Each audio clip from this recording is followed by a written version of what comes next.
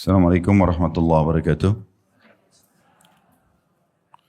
Alhamdulillah, selalu saja lisan kita memuji Allah atas segala nikmat yang dilimpahkan kepada kita, terutama nikmat Islam dan iman yang dengannya kita punya panduan hidup.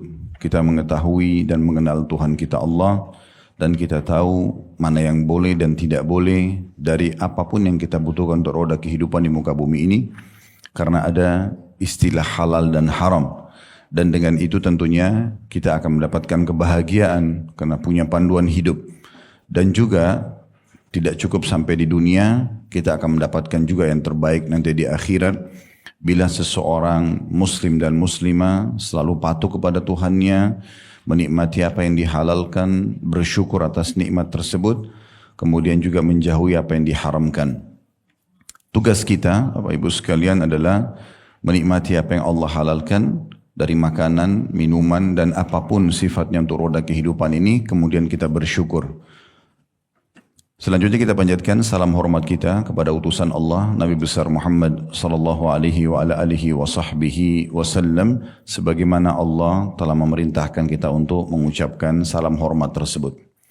Baik, kita akan masuk lanjutan bahasan kita dari bedah buku 35 Amal Pelebur Dosa yang ditulis oleh Fatin binti Abdul Aziz hafidhahullah. Kita akan masuk amal yang ke-10 dari 35 amal pelebur dosa ini, yaitu menyingkirkan sesuatu yang membahayakan dari tengah jalan.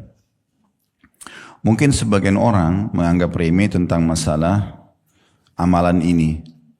Tetapi memang Islam datang mengajarkan setiap penganutnya untuk selalu mencari apa yang terbaik buat diri kita. Dari makanan, dari minuman, dari pakaian, dari pekerjaan. Makanya selalu ada konsep dalam Islam halalan thayyiba. Halal yang dibolehkan, thayyiba itu yang berkualitas. Yang penting sifatnya halal dan tidak berlebihan. Kalau orang mengambil salah satunya saja halal tapi mubazir, tidak boleh juga. Atau ada orang mungkin dia tidak berlebihan tapi dari haram, ini juga tidak dibolehkan. Maka harus disatukan keduanya. Islam tidak melarang semua itu. Kita dibolehkan memiliki pakaian, makanan, minuman, tempat tinggal, transportasi, semuanya ini yang baik. Bahkan yang terbaik tidak masalah. Selama dia sifatnya kebutuhan, bukan hanya sekedar keinginan, kita dianjurkan dalam Islam untuk mencari yang terbaik. Bahkan sabda Nabi SAW, puncak nikmat Allah pada seorang hamba di antara potongan hadis adalah tunggangan yang nyaman, rumah yang luas. Jadi memang ada penekanan itu dalam Islam. Dan memang Allah Subhanahu wa taala memberikan kita secara alami. Misalnya kita merasa segar pada saat selepas mandi misalnya, dan kita gerah sebelumnya tidak nyaman, agar kita sering mandi atau membersihkan diri. Begitu juga kita senang dengan bau yang wangi, tidak suka dengan bau yang busuk, supaya memang kita selalu menjaga bau yang wangi misalnya. Kemudian begitu juga dengan makanan yang nyaman, yang tertata rapi, cita rasanya enak dan seterusnya, aromanya wangi. Itu lebih disukai daripada makanan mungkin yang berantakan penataannya, atau mungkin kurang dari sisi cita rasa dan aromanya, dan seterusnya. Allah memberikan secara alami semua itu agar kita selalu menjaga yang terbaik. Dan kita tahu janji Allah Subhanahu wa taala di surga semuanya yang terbaik. Kalau kita baca dalam surah Ar-Rahman, surah Al-Waqi'ah, diceritakan bagaimana istana-istana yang bagus dan mewah, bersih, pelayan-pelayannya yang tampan dan cantik misalnya, kemudian kebun-kebunnya tertata rapi, buah-buahan yang melimpah dan segala macam hal. Semuanya itu adalah hal-hal yang terbaik dan Islam membolehkan. Yang penting ingat kaidahnya, dia harus halal dan tidak berlebihan. Selama kebutuhan tidak masalah. Untuk diri kita. Begitu juga untuk orang lain. Untuk orang lain pun sama. Apa yang kita inginkan buat diri kita, maka kita juga usahakan berikan kepada orang lain. Kita ingin bahagia, bahagiakan juga orang lain.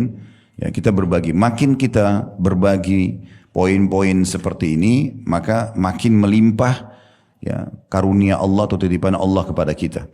Orang diberikan harta, makin sering dia bersedekah. Ini pernah kita singgung di bab-bab sebelumnya tentang masalah pentingnya sedekah. Maka makin terbuka rezeki itu. Makin kita berbagi makanan, Allah akan limpahkan makanan. Makin kita berbagi pakaian akan sama. Makin kita berbagi hal-hal apapun, bahkan memasukkan kegembiraan dalam hati seorang muslim pun adalah amal yang paling Allah cintai. Sebagaimana dalam hadis sahih kata Nabi SAW, amal yang paling Allah cintai adalah memasukkan kegembiraan dalam hati seorang muslim. Berarti bagaimana kita bahagia, bagaimana kita merasa senang, bagaimana kebutuhan kita terpenuhi, kita juga inginkan untuk orang lain, maka itu adalah bagian daripada syariat Allah Subhanahu wa taala. Sebagaimana juga sama, kita dilarang dalam Islam sebagaimana firman Allah Subhanahu wa taala, wala tuhliku anfusakum, jangan kalian binasakan diri kalian.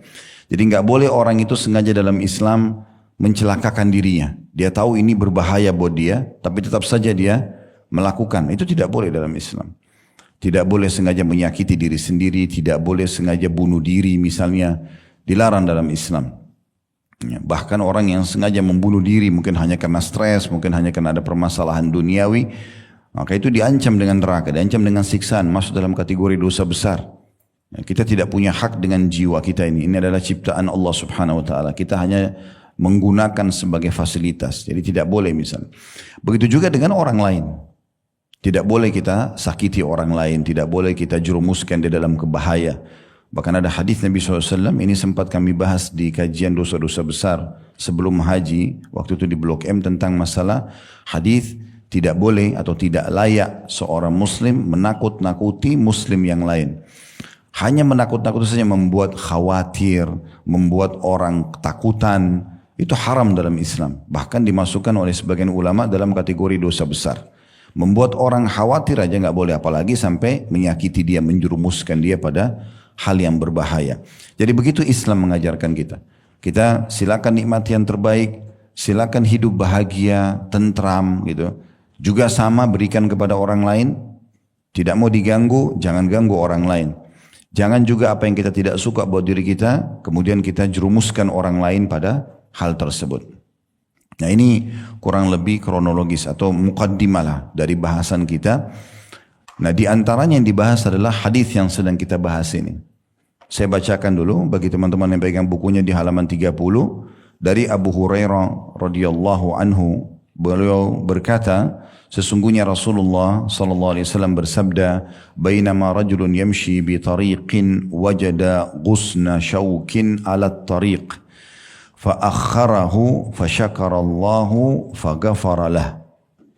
Terjemahannya, tak kala seseorang sedang berjalan di sebuah jalan, ia menemukan duri di tengah jalan. Lalu dia menyingkirkannya, maka Allah pun berterima kasih kepadanya dan mengampuninya. Hadis ini diriwayatkan oleh Bukhari. Dalam hadis ini, Bapak Ibu sekalian, digambarkan duri. Duri umumnya kecil. Jarang sekali ada duri yang besar. Jadi duri itu biasa mungkin tidak akan lebih dari jari telunjuk kita misalnya. Itu sudah dianggap besar sekali kalau ada duri seperti itu. Misalnya duri dari kulit durian misalnya, itu sudah dianggap besar sekali. Umumnya duri kecil. Dan duri juga biasanya dengan hikmah Allah SWT orang melihatnya. Sehingga bisa dia menghindar darinya. Kalaupun dia menusuk tubuh seseorang, maka umumnya duri itu hanya memberikan sakit di awal kulit kita. Ya. Jarang sekali orang tusuk duri itu, kemudian seluruh durinya itu masuk ke dalam tubuh misalnya. Kecuali memang sangat keras misalnya ya, penekanan misalnya duri itu berdiri kemudian diinjak dengan kaki dia dan tertancap, mungkin seperti itu. Umumnya orang sensitif, begitu kena sedikit kulitnya dia langsung berhati-hati. Ya, seperti itulah. Nah maksudnya adalah kalau seperti ini saja duri yang kita lihat, oh ternyata ini berbahaya buat saya nih, kalau saya tidak angkat mungkin kaki saya bisa ketusuk dan juga bisa kena orang lain.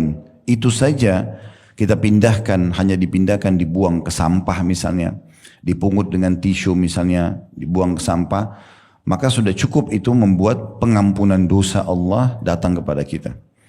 Ini menandakan bagaimana mulianya agama Islam agar la dharar wa la dirar. Dalam hadis dikatakan tidak boleh membahayakan, tidak boleh juga dibahayakan, tidak boleh mengganggu, tidak boleh juga diganggu. Memang begitu kaidah dalam Islam.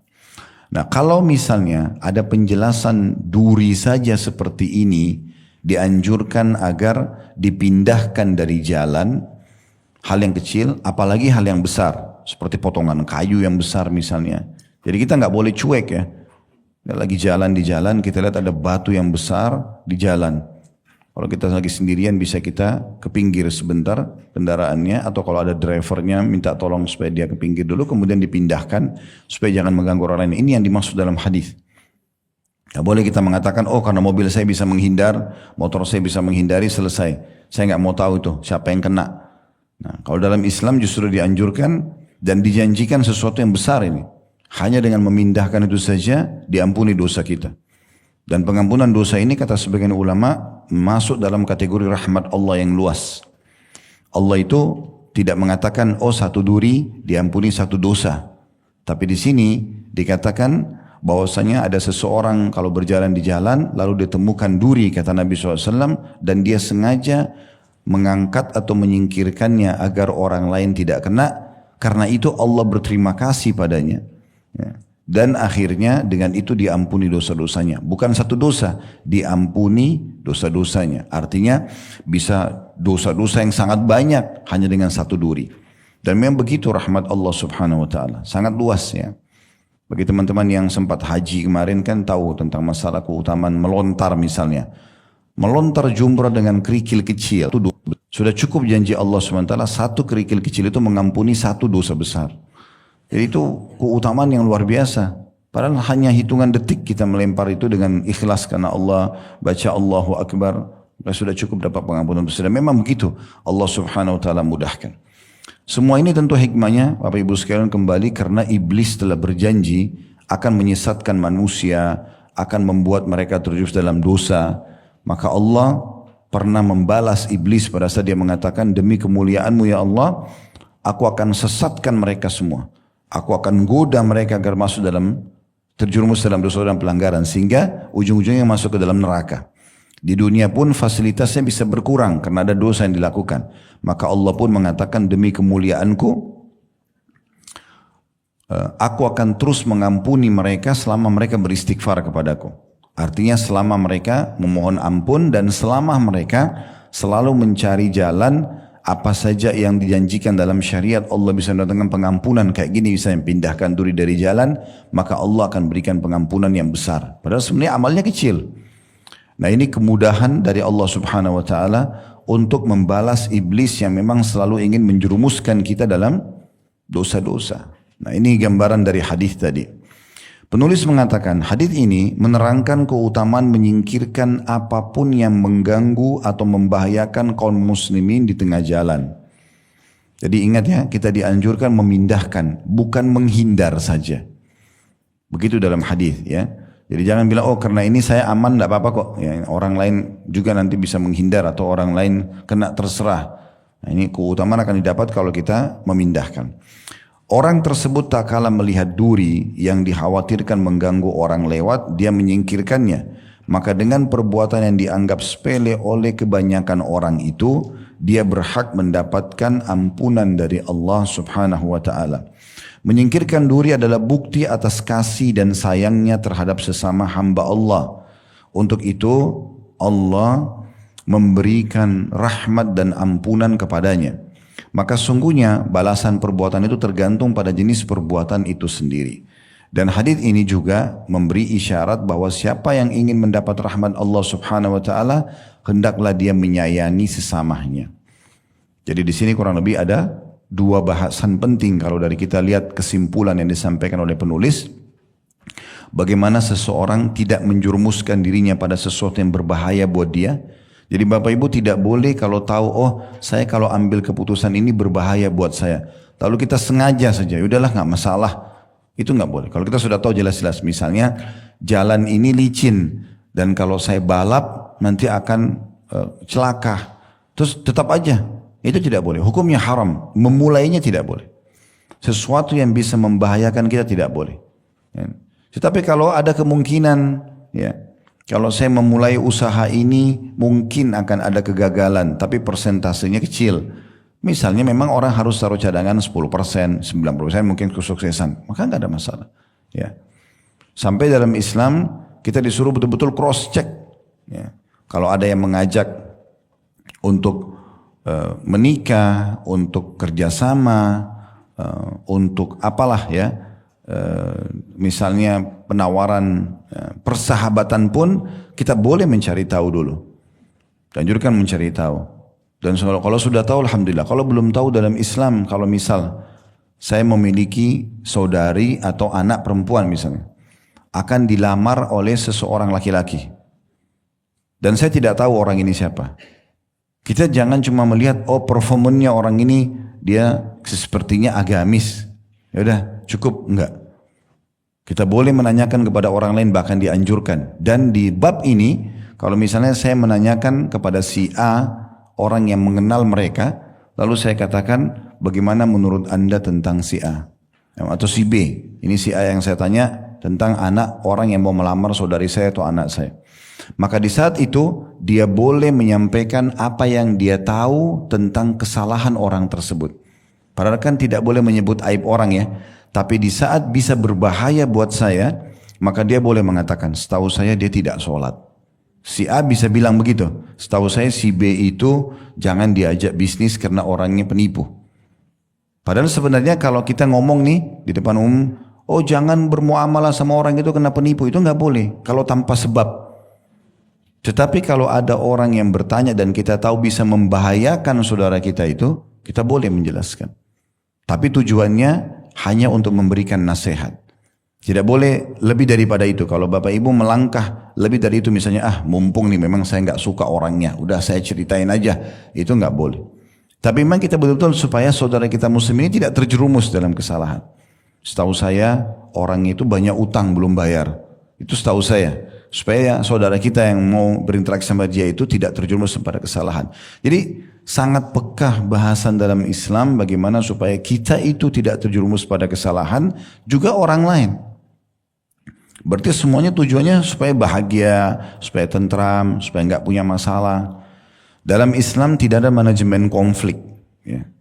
Mungkin teman-teman yang belajar manajemen tahu masalah ini. Ya, di Amerika itu ada dikembangkan manajemen konflik, itu tidak ada dalam Islam. Ya, saya pernah tulis waktu S2 dulu makalah tentang manajemen konflik. Saya juga kaget itu. Ternyata ada manajemen seperti ini yang dikembangkan. Ya, karena jurusan saya itu manajemen pendidikan, maka saya lihat kok ada manajemen konflik. Awal pemikirannya adalah sebagian pengusaha di sana melihat kalau tidak konflik di perusahaan berarti tidak sehat. Maka pemilik perusahaan sengaja misalnya meletakkan dompetnya di sini, sengaja menguji pegawainya supaya dia ada konflik terjadi, berarti ada kesehatan, ada sehat di situ, ada persaingan sehat di antara stafnya. Dan itu ternyata dibantah juga oleh para pakar-pakar ekonomi di sana gitu. Apalagi dalam Islam, ya, karena orang banyak ini saya temukan ya dalam berbisnis, kalau partnernya oke saya jalan. Benar nggak sih ini? Jadi dia seperti harus lihat ada konflik, mau ada masalah. Dalam rumah tangga, kalau tenang-tenang saja, kayaknya ada yang dirahasiakan nih. Jadi aneh, sengaja dia gunakan manajemen konflik untuk ya, memunculkan masalah buat dia. Kenapa? Kalau masalah itu terjadi, kita hadapi dalam Islam. Kita salah, minta maaf, kita benar, kita pertahankan pendapat kita. Tapi kalau masalah tidak ada, jangan sengaja dilahirkan. Tidak usah pakai manajemen konflik. Ada orang sengaja gitu melahirkan permasalahan. Dan ini tidak boleh dalam Islam. Karena dia menjurumuskan dirinya pada sesuatu yang mengurangi kebahagiaan dia. Untuk apa? Kalau nampak depan mata salah, kita luruskan. Ingat, kita menjadi partner bisnis, kita menjadi pasangan hidup, kita menjadi sahabat bukan sebagai pengawas. Kalau jadi niatnya pengawas dari awal, ini masalah ini. Dan tidak ada orang yang nyaman untuk diawasi gitu. Maka ini termasuk juga. Jadi harus banyak sekali bab yang bisa disinggung walaupun hanya sekedar bahasan masalah duri pindahin dari jalan. Tapi kita bicara globalnya bagaimana Islam memberikan gambaran tentang seseorang muslim harus lebih menjaga ketentraman dirinya, kebahagiaannya, tidak melahirkan permasalahan dalam hidupnya. Sampai dikatakan Nabi SAW itu kalau diberikan pilihan, kata Aisyah radhiyallahu anha dalam hadis sahih, diberikan dua pilihan, maka beliau pasti pilih yang salah satu yang paling mudah dari keduanya. Kalau dikasih dua pilihan, beliau pilih yang lebih mudah dari salah satunya. Ya, untuk memudahkan urusan dalam kehidupan beliau. Nah, begitu juga dengan orang lain. Kita mudahkan urusan orang lain. Bahkan kata Nabi SAW, siapa yang memudahkan urusan seorang muslim di dunia, Allah mudahkan urusannya di dunia dan di akhirat. Kan begitu tuh. Jadi urusan kita ini sama ya, antara kita sama orang lain. Dan di sini juga yang kedua beliau katakan, yang kita bisa ambil secara global dari hadis tadi ya. Ya, yang kedua adalah hendaklah dia juga menyayangi sesama. Nah, ini tadi yang kita sempat singgung, bagaimana dari hadis ini kita selalu ya perhatian agar jangan orang lain terjerumus pada hal yang kita tidak sukai. Dan secara alami kita memang sudah Allah kasih ya. Semua orang tahu, oh kalau dipukul misalnya, dicaci maki, dimelototin mata misalnya, orang tidak nyaman. Dan kita tidak nyaman, begitu juga sama orang lain. Jadi jangan lakukan apa yang kita tidak suka buat diri kita untuk orang lain juga. Ini gambaran yang ada dalam buku. Kita akan tambahkan bahasan kita ini dengan syarah-syarah atau penjelasan tambahan agar lebih jelas lagi ya. Ada hadis lain Bapak Ibu sekalian. Hadis ini lebih lengkap dari teks hadis kita. Maksudnya lebih global menjelaskan tentang apa yang tadi kita paparkan itu. Hadis Bukhari Muslim. Begini kurang lebih bunyinya dari hadis Abu Hurairah radhiyallahu anhu. Beliau berkata, qala Rasulullah sallallahu alaihi wasallam, Rasulullah SAW bersabda, kullu sulama minan nasi alaihi sadaqah. Setiap persendihan manusia itu ada sedekahnya setiap harinya, ya.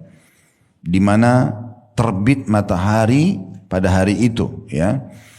Kullu yaumin tatla'u fihi syams ta'dilu baina itsnaini sadaqah.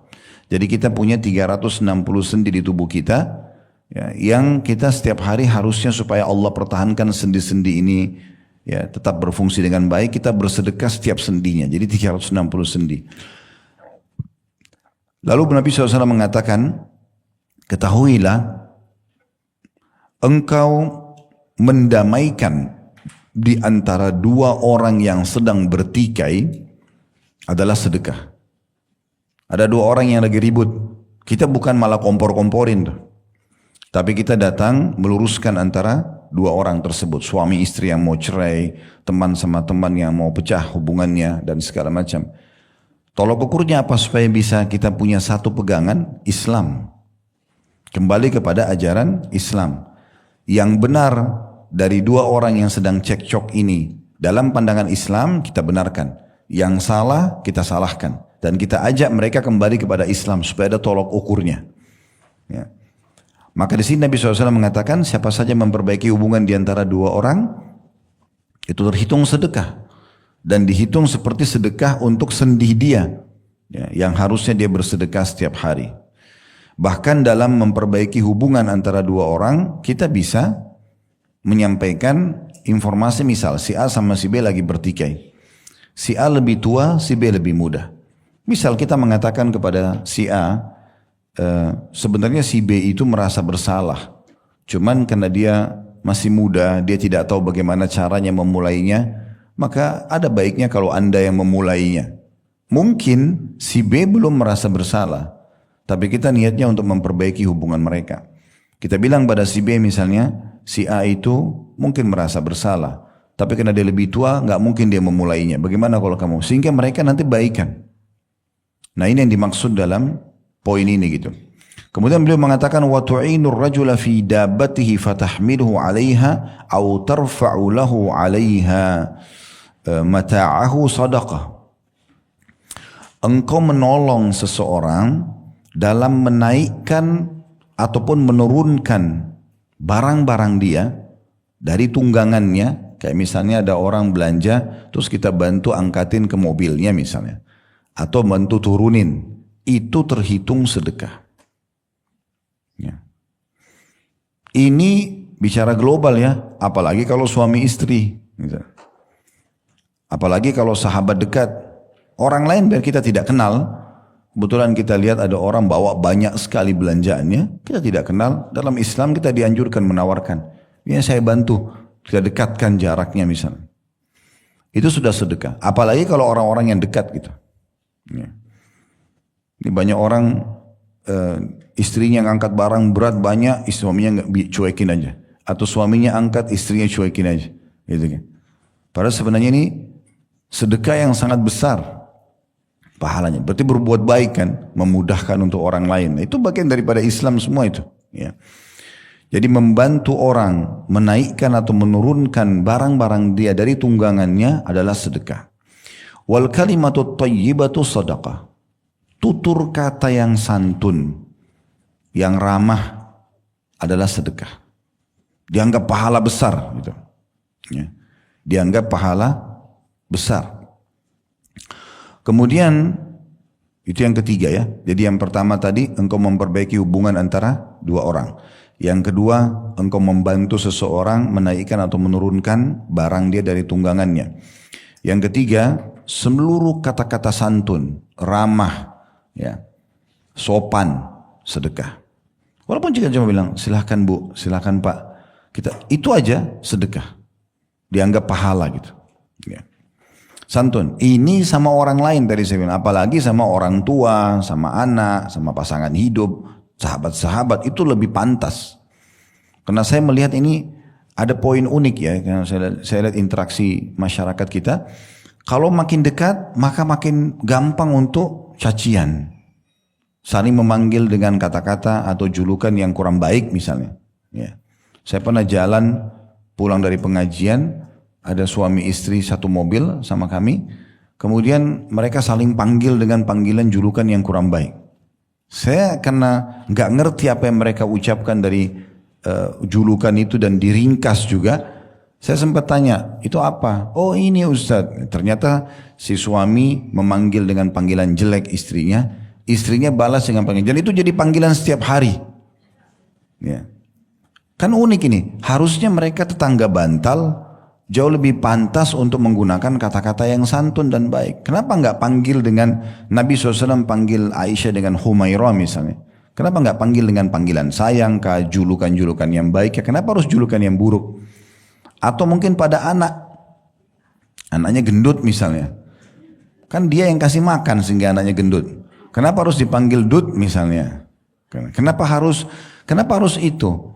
Kenapa enggak soleha, cantik misalnya? Kenapa enggak itu yang dipanggil?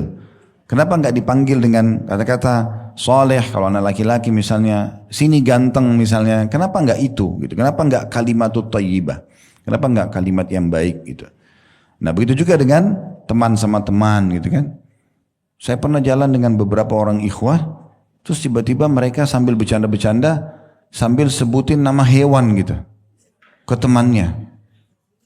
Terus saya tegur langsung, kenapa harus panggil dengan ini gitu? Oh karena sahabat dekat Ustaz. Loh kok aneh, sahabat dekat harusnya kan lebih baik gitu kan. Kata-katanya lebih baik, kenapa harus kata-katanya tidak baik gitu ya. Dipanggil dengan nama hewan temannya kan aneh betul. Walaupun temannya juga ketawa gitu. Tapi aneh gitu. Kenapa harus dengan kata-kata seperti ini? Kenapa tidak kata-kata yang baik saja? Kemudian yang keempat, wa bikulli khutwatin tamshiha ila sholati sadaqah. Setiap langkah kakimu menuju ke salat itu dihitung sedekah. Ya.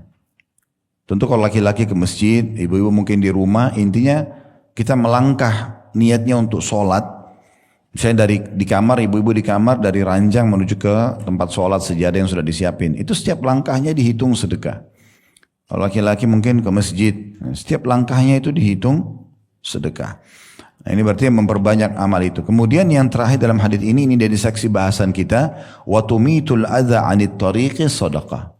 Dan engkau memindahkan sesuatu yang mengganggu orang di jalan, itu sedekah. Nah ini yang jadi saksi bahasan kita adalah yang terakhir. Tentang masalah memindahkan sesuatu yang berbahaya dari jalan, itu dihitung sedekah. Ya. Dan makna daripada tumitul adza, memindahkan sesuatu yang bisa menyakiti, mengganggu, mencelakakan, dimulai daripada hal yang kecil sampai hal yang besar. Dimulai dari hal yang kecil sampai hal yang besar. Di antaranya, kata sebagian ulama, adalah mengingatkan orang, kalau misal ada sesuatu yang berbahaya di ujung jalan sana, kita tahu tuh, dan kita tidak mungkin memindahkannya. Misal jembatan itu akan rubuh kalau lewat. Jangan cuma, oh saya tahu tuh jembatan mau rubuh, kalau saya lewat mobil saya bisa ambruk di situ.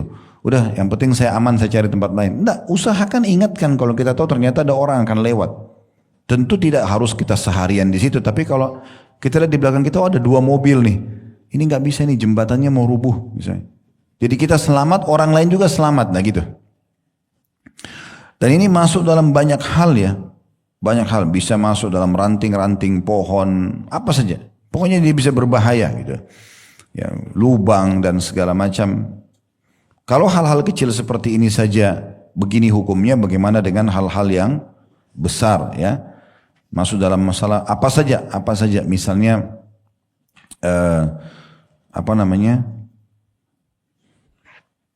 orang lain mau melakukan satu perbuatan dan kita tahu berbahaya buat dia.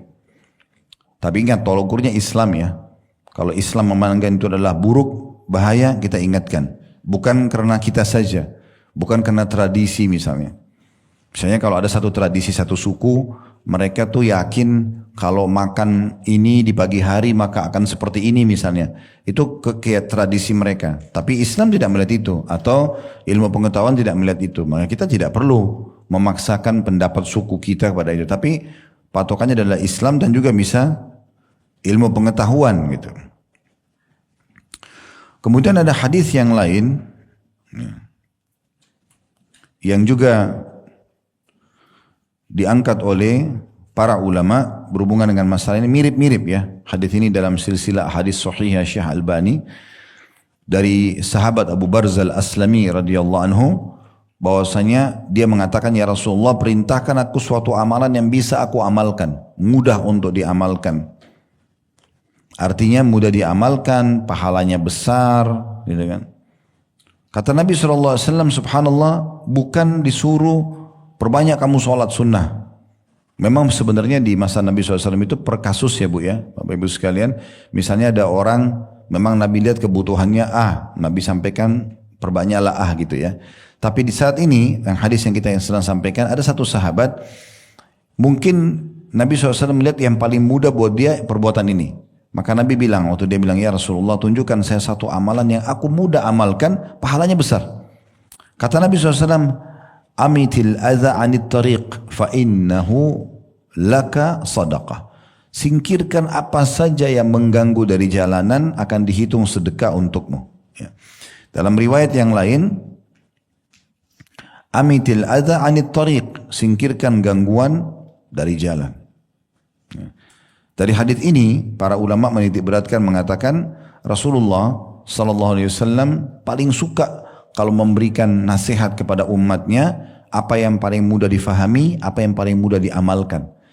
Berarti kita juga dianjurkan bagi orang-orang yang sedang bertanya, konsultasi, arahkan dia kepada hal yang mudah ya, agar dia amalkan. Mungkin ada orang baru hijrah, kemudian dia ingin bertanya tentang masalah agama, saya harus mulai dari apa nih? Mudahkan aja, sholat saja misalnya. Atau mungkin orang itu belum tutup auratnya. Apa yang mudah, dimudahkan. Jangan langsung saat itu sini ya, saya kursusin kamu tentang Islam, setengah jam, semuanya lengkap. Ya, 5 rukun Islam, 6 rukun iman, semuanya dipaparkan panjang lebar. Orang itu bingung harus mulai dari mana gitu. Mana yang termudah, itu yang kita sampaikan. Pernah ada dalam hadis lain, seorang anak muda datang kepada Nabi SAW mengatakan, ya Rasulullah, nasihati saya. Nabi SAW lihat orang ini, sepertinya orang ini emosional deh. Nabi bilang, la taghdab, jangan kau emosi. Apalagi ya Rasulullah, la taghdab, jangan kau emosional. 3 kali, apalagi ya Rasulullah, Nabi cuma bilang, la taghdab. Sebenarnya kan orang ini bisa dinasihatin apa saja pada saat itu ya. Tapi ternyata ini yang skala prioritas dan ini yang lebih mudah disampaikan pada saat itu, ini lebih mudah juga untuk diamalkan oleh orang tersebut, dan itu yang paling dibutuhkan oleh dia. Maka seperti itu gambarannya. Nah, sama tadi tentang masalah menyingkirkan sesuatu dari jalan. Ada sebuah hadis juga yang unik gitu. Kata Nabi SAW, makna hadisnya, aku diperlihatkan seseorang dari umatku sedang menikmati istanahnya di surga. Istanahnya di surga, buah-buahannya segala macam, karena pernah memindahkan sesuatu yang berbahaya dari jalan. Jadi menikmati itu. Berapa banyak balasannya di surga hanya karena menyingkirkan sesuatu yang berbahaya ya dari jalan. Jadi sampai seperti itu. Berarti kita lihat dari hadis ini, sebagaimana tadi sudah kami singgung ya teman-teman sekalian, bagaimana kita berusaha untuk bisa selalu menyelamatkan diri kita. Dimulai dulu dari kita memberikan diri kita apa yang terbaik, yang paling nyaman untuk mendatangkan kebahagiaan. Kemudian juga menjauhkan diri kita dari hal-hal yang mengganggu, yang membahayakan, dari hal yang kecil sampai hal yang besar. Begitu juga untuk orang lain. Kita berikan yang terbaik buat mereka, dan juga kita jauhkan apapun jenis bahaya yang bisa menimpa mereka. Bahkan teman-teman sekalian, memindahkan ya, sesuatu yang berada dari jalan ini bagian daripada iman. Bagian daripada iman seseorang. Artinya iman itu kan dalam kaidah ahli sunnah wal jamaah, dia bisa bertambah dengan ketaatan, berkurang dengan kemaksiatan. Kalau teman-teman makin rajin melakukan ibadah, maka imannya makin naik terus begitu. Sampai pada titik nanti di mana kita merasakan sangat nyaman dengan keimanan tersebut dan terganggu kalau sampai ada pintu-pintu pelanggaran. Nah, dia bisa berkurang dengan dosa. Kalau kita buat dosa, dia turun gitu. Nah, di sini kita perlu tahu, memindahkan sesuatu dari jalan bagian daripada hal yang menambah keimanan. Jadi dia menambah keimanan. Dia salah satu amal saleh yang bisa menambah keimanan. Beranjak daripada hadis yang diriwayatkan oleh Imam Muslim, Imam Ahmad, Abu Dawud, Tirmidzi dan banyak ulama-ulama hadis, Ibnu Majah, Ibnu Hibban, semua menyebutkan hadis ini dari hadis Abu Hurairah radhiyallahu anhu, di mana Rasulullah sallallahu alaihi wasallam bersabda, al-imanu bid'un wa sab'un. Ya. Iman itu memiliki 70 cabang lebih. Au bid'un wa sittuna syu'bah, atau 60 cabang sekian. Fa afdaluha, yang paling baik dari sisi keimanan adalah qaulu la ilaha illallah. Perkataan orang ucapkan dengan lisannya, orang fikirkan dengan akalnya, dan direnungi dengan hatinya, la ilaha illallah. Artinya la ma'budah bihaqqin illallah, tidak ada Tuhan yang berhak disembah kecuali Allah, sehingga dia dengan keyakinan ini hanya bergantung, memohon, manja dengan Tuhannya Allah subhanahu wa ta'ala. Ini yang terbaik dari sisi keimanan. Apapun selalu dia kembalikan kepada Allah. Ada nikmat dia syukuri, ada ujian dia sabari melalui sambil tetap munajat sama Tuhannya misalnya. Kemudian wa adnaha imatatul adza 'anit tariq, dan yang paling di bawahnya adalah memindahkan sesuatu yang berbahaya dari jalan. Jadi dia bagian level daripada sekian puluh keimanan tersebut. Wal haya'u syu'batun minal iman, dan malu adalah bagian daripada keimanan tersebut. Dan malu bagian daripada keimanan tersebut. Ya. Jadi memang memindahkan sesuatu yang berbahaya dari jalan ini adalah bagian daripada keimanan itu sendiri. Jadi tidak boleh sama sekali kita menganggap remehnya gitu kan. Kemudian juga ada hadis-hadis yang lain, seperti misalnya hadis yang diriwayatkan oleh Imam Muslim dari hadis Abu Hurairah radhiyallahu anhu, bahwa Rasulullah sallallahu alaihi wasallam bersabda, marra rajulun bighasnin atau bigusni syajaratin ala dhahri tariq. Ada seseorang yang melewati dahan sebuah pohon di jalan. Faqala wallahi la unahhiyanna hadha 'anil muslimin. Demi Allah saya akan pindahkan ini. Orang itu bilang pada dirinya sendiri, demi Allah saya akan pindahkan ini ya, agar tidak mengganggu kaum muslimin. La yu'zihim, jangan sampai menyakiti mereka. Fa udkhilal jannah. Dengan perbuatannya itu Allah masukkan dia ke dalam surga. Jadi kalau tadi hadis dalam bab kita, Allah ampuni dosanya. Nah di sini Allah masukkan dia ke dalam surga. Nah ini luar biasa gitu. Jadi mulai hari ini tidak boleh kita sama sekali biarkan. Mungkin ada hal lain, contoh tisu misalnya. Tisu saja. Mungkin tisu tidak membahayakan orang lain, tapi mengganggu pandangan mata orang lain. Bisa saja orang niatkan untuk bisa angkat, disingkirkan. Karena Allah sudah buat secara alami, kita lihat kalau sesuatu itu tertata rapi, indah terlihat. Nah seperti itu. Itu contoh-contohnya saja. Ini luar biasa ini. Orang itu dia mengatakan demi Allah saya akan pindahkan ini karena khawatir mengganggu muslimin. Gara-gara itu Allah subhanahu wa ta'ala masukkan dia ke dalam surga. Ya. Kalau hadis tadi yang saya bilang seseorang yang menikmati surga itu hadis riwayat Muslim juga ya. Nabi SAW mengatakan laqad ra'aitu rajulan yataqallabu fil jannah fi syajaratin qata'aha min dhahri tariq kanat tu'zin nas. Aku melihat seorang pria yang mendapatkan kenikmatan yang melimpah sekali di surga karena sebuah pohon yang dipotongnya dari badan jalan karena akan mengganggu orang lain. Jadi ada hadis ini juga menyampaikan tentang masalah ada orang yang ditemukan ada satu, kalau pohon ini dipotong maka akan memudahkan jalan orang lain. Maka dia melakukan itu. Tentu ini dalam situasi dan kondisi di masa itu ya. Kita nggak boleh sekarang berinisiatif sendiri. Oh ini di jalan raya ini ada pohon ini kayaknya ganggu orang ini, kita potong. Ada kan peraturan pemerintah, bukan itu. Jadi situasi dan kondisi di masa itu ya. Ini semua kita lihat motivasi-motivasi dalam hadis untuk selalu menyelamatkan diri kita dan menyelamatkan orang lain dari bahaya, kan gitu. Dan juga ada hadis Nabi SAW sebaliknya ini ya. Kalau ada orang yang sengaja justru misalnya tabur paku di jalan, duri, sengaja memang mau celakain orang. Maka ini berbahaya ya. Karena dia akan kena laknat. Laknat itu berarti diangkat keberkahan hidupnya. Ya, sebagaimana hadis At-Tabarani yang kurang lebih terjemahannya, kata Nabi SAW, siapa yang membahayakan kaum muslimin, maka wajib atasnya mendapatkan laknat mereka. Ya.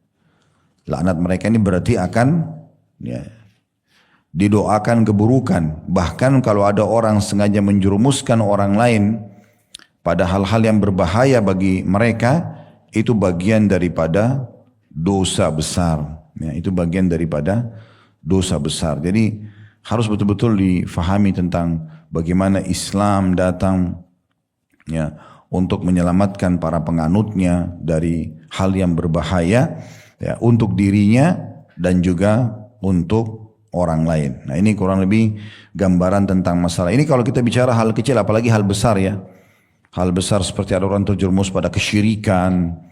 Tak boleh kita biarkan, ibu dan bapak tidak boleh biarkan saudaranya atau temannya lagi ke dukun. Jelas kita tahu itu berbahaya buat dia. Jangan dibiarkan. Oh, yang penting kan bukan saya. Enggak, ingatkan itu enggak boleh loh bu. Tidak diterima sholatnya. Orang datang kepada dukun bertanya, ya, belum percaya, cuma nanya-nanya doang. Ya, coba tebak jari tangan saya, cobain, dan itu tidak diterima sholatnya 40 hari. Bukan 40 hari ke depan, 40 hari yang sudah yang dilakukan hilang. Hanya nanya doang, ya, nebak-nebak nasib. Nah, di Indonesia biasa orang bilang orang pintar, itu sudah bahaya banget. Kalau percaya bisa kufur kepada apa yang diturunkan kepada Nabi Muhammad SAW. Jadi bahaya banget, itu tidak boleh dibiarkan. Jangan dibiarkan, diingatkan, karena sudah berbahaya, gitu kan? Karena dalam pandangan Islam itu berbahaya, jadi kita ingatkan. Kalau kita sudah ingatkan ternyata tidak mau dengar juga, ya sudah, itu bukan urusan kita. Dan kalau sudah tahu kan kita dianjurkan dalam Islam kita mencintai sesama muslim karena Allah, berkumpul karena Allah, berpisah karena Allah. Maksudnya kalau ada saudara kita buat salah, ya kita sukai dia karena dia seorang muslim misalnya, karena ibadahnya misalnya, karena kesolehannya misalnya. Kita berteman sama dia, berjalan waktu ternyata dia, kalau dia buat kebaikan kita dukung, terus dia berbuat satu pelanggaran. Kita ingatkan dia tidak mau. Maka di saat itu kita boleh memutuskan persahabatan kita sama dia, tapi tidak boleh memutuskan ukhuwah secara umum. Tetap dia saudara kita muslim, tapi tidak lagi menjadi sahabat dekat. Itu namanya berkumpul dan berpisah karena Allah Subhanahu wa taala. Nah, ini contoh-contoh saja tentang masalah bagaimana orang harus mengingatkan orang lain masuk dalam masalah ini, masuk dalam bahasan kita. Allahu a'lam. Semoga bermanfaat apa yang kita pelajari dan semoga Allah Subhanahu wa taala menutupi semua aib-aib kita, kesalahan kita di dunia dan di akhirat. Allah memaafkan kesalahan-kesalahan kita, Allah terima seluruh amalan-amalan kita. Dan siapapun yang hadir acara kita ini offline ataupun online yang punya hajat-hajat dunia dan akhirat, Allah Subhanahu wa taala mudahkan, Allah berkahi, dan juga siapapun yang masih belum mendapatkan ijabah doanya, Allah ijabah doanya dan Allah berikan semua yang terbaik dan semoga Allah satukan kita semua di surga firdausnya tanpa hisab. Allahumma amin. Subhanakallahumma bihamdika asyhadu an la ilaha illa anta astaghfiruka wa atubu ilaik. Assalamualaikum warahmatullahi wabarakatuh.